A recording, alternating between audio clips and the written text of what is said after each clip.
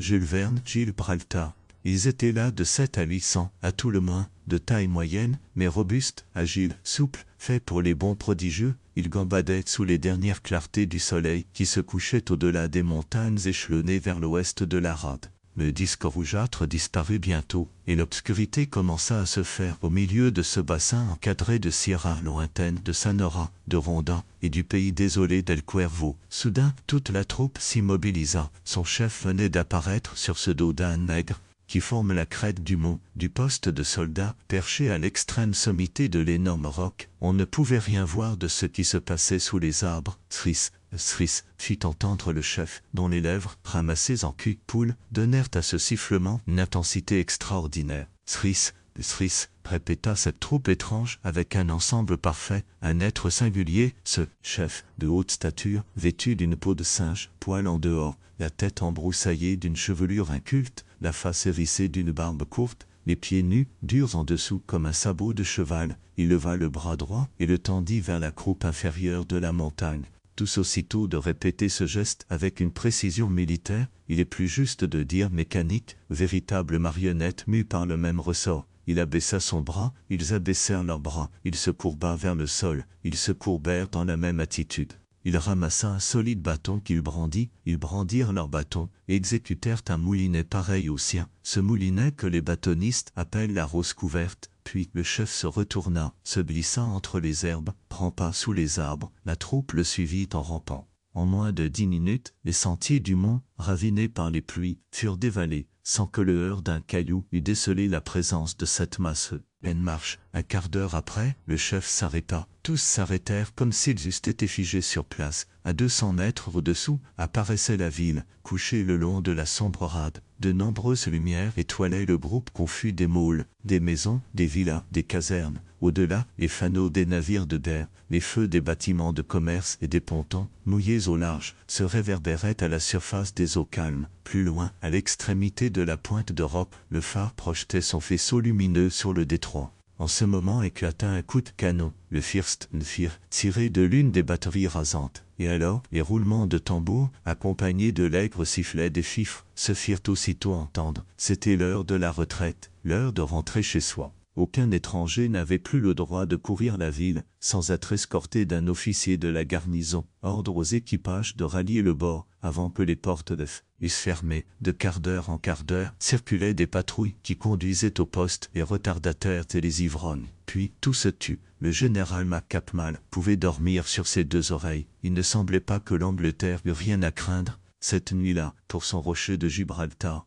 On sait ce qu'il est, ce rocher formidable, haut de 425 mètres, reposant sur une base large de 1245, longue de 4300. Il ressemble quelque peu à un énorme lion couché, la tête du côté de l'Espagne, la queue trempant dans la mer, sa face montre les dents, 700 canons braqués à travers ses embrasures, les dents de la vieille, comme on dit, une vieille qui mordrait dur si on l'agaçait. Aussi l'Angleterre est-elle solidement postée là, comme à Pékin, à Malte, à Pulau Pinang, à Hong Kong, autant de rochers dont quelques jours, avec les progrès de la mécanique, elle fera des forteresses tournantes. En attendant, Gibraltar assure au Royaume-Uni une domination incontestable sur les 18 kilomètres de ce détroit que la massue d'Hercule a ouvert contre Abila et Calpe. Au plus profond des eaux méditerranéennes, les Espagnols ont-ils renoncé à reprendre ce morceau de leur péninsule? Oui, sans doute, car il semble être inattaquable par terre ou par mer. Cependant, il y en avait un que hantait la pensée obsédante de reconquérir ce roc offensif et défensif. C'était le chef de la bande, un être bizarre, on peut même dire fou. Cet hidalgo se nommait précisément Gibraltar, nom qui, dans sa pensée sans doute, le prédestinait à cette conquête patriotique. Son cerveau n'y avait point résisté, et sa place eût été à l'hospice des aliénés. On le connaissait bien. Toutefois, depuis 10 ans, on ne savait trop ce qu'il était devenu. Peut-être errait-il à travers le monde. En réalité, il n'avait point quitté son domaine patrimonial. Il y vivait d'une existence de troglodyte, sous les bois, dans les cavernes, et plus particulièrement au fond de ces réduits inaccessibles des grottes de Saint-Miguel, qui, dit-on, communiquent avec la mer. On le croyait mort. Il vivait, cependant, mais à la façon de ces hommes sauvages, dépourvus de la raison humaine, qui n'obéissent plus qu'aux instincts de l'animalité. Il dormait bien, le général MacCapmal, sur ses deux oreilles. plus longue que ne le comporte l'ordonnance, avec ses bras démesurés, ses yeux ronds, enfoncés sous de rudes sourcils, sa face encadrée d'une barbe rêche, sa physionomie grimaçante, ses gestes d'anthropopithèque, le probénatisme extraordinaire de sa mâchoire, il était d'une laideur remarquable, même chez un général anglais, un vrai singe, excellent militaire d'ailleurs, malgré sa tournure cynique. Oui, il dormait dans sa confortable habitation de Main Street, cette rue sinueuse qui traverse la ville depuis la porte de mer jusqu'à la porte de la Lambda. Peut-être rêvait-il que l'Angleterre s'emparait de l'Égypte, de la Turquie, de la Hollande, de l'Afghanistan, du Soudan, du pays des boues, en un mot, de tous les points du globe à sa convenance. Et cela au moment où elle risquait de perdre Gibraltar. La porte de la chambre s'ouvrit brusquement. « Qu'y a-t-il » demanda le général McCachmal en se redressant d'un bond. « Mon général, répondit un aide-de-camp qui venait d'entrer comme un obus torpille, la ville est envahie. Les Espagnols, il faut le croire, ils auraient osé. » Le général n'acheva pas. Il se leva, rejeta le madras qui lui serrait la tête, se roula dans son pantalon, s'enfourna dans son habit, descendit dans ses bottes, se coiffa de son plaque, se boucla de son épée, tout en disant « Quel est ce bruit que j'entends ?» Le bruit des quartiers de roches qui roulent comme une avalanche sur la ville. Ces coquins sont nombreux, ils doivent l'être. Tous les bandits de la côte se sont-ils donc réunis, sans doute pour ce coup de main, les contres, les mendiers de Ronda, les pêcheurs de Sandrock, les réfugiés qui pullulent dans les villages. C'est à craindre, mon général. Et le gouverneur est-il prévenu? Non, impossible d'aller le rejoindre à sa villa de la Pointe d'Europe. Les portes sont occupées, les rues sont pleines d'assaillants, et la caserne de la Porte de Mer. Aucun moyen d'y arriver. Les artilleurs doivent être cernés dans leur caserne. Combien d'hommes avec vous? Une vingtaine, mon général, des fantassins du 10e régiment, qui ont pu s'échapper par Saint-Dunstan, s'écria McCachmal, Gibraltar arraché à l'Angleterre par ses vendeurs d'oranges. Cela ne sera pas.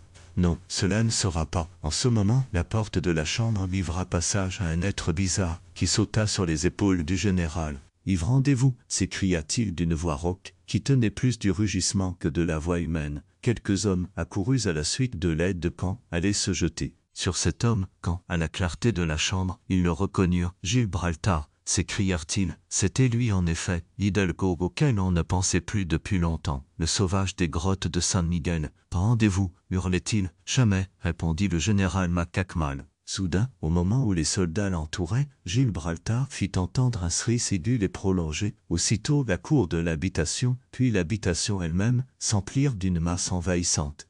Le croira-t-on, c'étaient des monos, c'étaient des singes. Et par centaines, venaient-ils donc reprendre aux Anglais ce rocher dont ils sont les véritables propriétaires, ce mont qu'ils occupaient bien avant les Espagnols, bien avant que Cromwell en eût rêvé la conquête pour la Grande-Bretagne? Oui, en vérité, ils étaient redoutables par leur nombre, ces singes sans queue, avec lesquels on ne vivait en bon accord qu'à la condition de tolérer leurs maraudes, ces êtres intelligents et audacieux. Le qu'on se gardait de molester, car il se vengeait. Cela était arrivé quelquefois, en faisant rouler d'énormes roches sur la ville. Et maintenant, ces monos étaient devenus les soldats d'un fou, aussi sauvage que de ce Gibraltar qu'ils connaissaient, qui vivaient de leur vie indépendante, de ce Guillaume tel quadrumanisé, dont toute l'existence se concentrait sur cette pensée, chasser les étrangers du territoire espagnol. Quelle honte pour le Royaume-Uni, si la tentative réussissait. Les Anglais, vainqueurs des Hindous, des Abyssins, des Tasmaniens, des Australiens, des Hottentots, de tant d'autres, vaincus par de simples monos, si pareille catastrophe arrivait, le général McCachmal n'aurait plus qu'à se faire sauter la tête. On ne survit pas à pareil déshonneur. Cependant, avant que les singes, appelés par le sifflement de leur chef, eussent envahi la chambre, quelques soldats avaient pu se jeter sur Gibraltar. Le fou, doué d'une extraordinaire vigueur, résista. Et ce ne fut pas sans peine qu'on parvint à le réduire. Sa peau d'emprunt lui ayant été arrachée dans la lutte, il demeura presque nu dans un coin, bâillonné, ligoté, hors d'état de bouger ou de se faire entendre. Peu de temps après, McCachmal s'élançait hors de sa maison, résolu à vaincre ou mourir, suivant la formule militaire. Mais le danger n'en était pas moins grand au dehors. Sans doute, quelques fantassins avaient pu se réunir à la Porte de Mer et marchaient vers l'habitation du général. Divers coups de feu éclataient dans Maastricht et sur la place du commerce. Toutefois, le nombre des monos était tel que la garnison de Gibraltar risquait d'être bientôt réduite à leur céder la place. Et alors, si les Espagnols faisaient cause commune avec ces singes, les forts seraient abandonnés, les batteries seraient désertées, les fortifications ne compteraient plus un seul défenseur, et les Anglais, qui avaient rendu ce rocher imprenable, ne parviendraient plus à le reprendre. Soudain, un revirement se produisit. En effet, à la lueur de quelques torches qui éclairaient la cour, on put voir les monos battre en retraite. À la tête de la bande marchait son chef, brandissant son bateau. Tous, imitant ses mouvements de bras et de jambes, le suivaient d'un même pas. Gibraltar avait-il donc pu se débarrasser de ses liens, s'échapper de la chambre où on le gardait? On n'en pouvait plus douter. Mais où se dirigeait-il maintenant? Allait-il se porter vers la pointe d'Europe, sur la villa du gouverneur, lui donner l'assaut, le sommet de se rendre, ainsi qu'il avait fait vis-à-vis du général? Non, le fou et sa bande descendaient Main Street, puis, après avoir franchi la porte de l'Alhambra, tous prirent obliquement à travers le parc et remontèrent les pentes de la montagne. 1 heure après, il ne restait plus dans la ville un seul des envahisseurs de Gibraltar. Que s'était-il donc passé? On le sut bientôt, quand le général McCachmal apparut sur la lisière du parc. Ce accent aigu, c'était lui qui, prenant la place du fou, avait dirigé la retraite de la bande, après s'être enveloppé de la peau de singe du prisonnier. Il ressemblait tellement à un quadrumane, ce brave guerrier, que les monos s'y étaient trompés eux-mêmes. Aussi n'avait-il eu qu'à paraître pour les entraîner à sa suite. Une idée de génie tout simplement, qui fut bientôt récompensée par l'envoi de la croix de Saint-Georges. Quant à Gibraltar, le Royaume-Uni le céda contre espèce à un Barnum qui fait sa fortune en le promenant à travers les principales villes de l'Ancien et du Nouveau Monde. Il laisse même volontiers entendre, le Barnum, que ce n'est point le sauvage de Saint-Nidal qu'il exhibe, mais le général McCachmal en personne. Toutefois, cette aventure a été une leçon pour le gouvernement de Sa Gracieuse Majesté. Il a compris que si Gibraltar ne pouvait être pris par les hommes, il était à la merci des singes. Aussi l'Angleterre, très pratique, est-elle décidée à n'y envoyer désormais que les plus laides de ses généraux, afin que les monos puissent s'y tromper encore. Cette mesure vraisemblablement lui assure à jamais la possession de Gibraltar.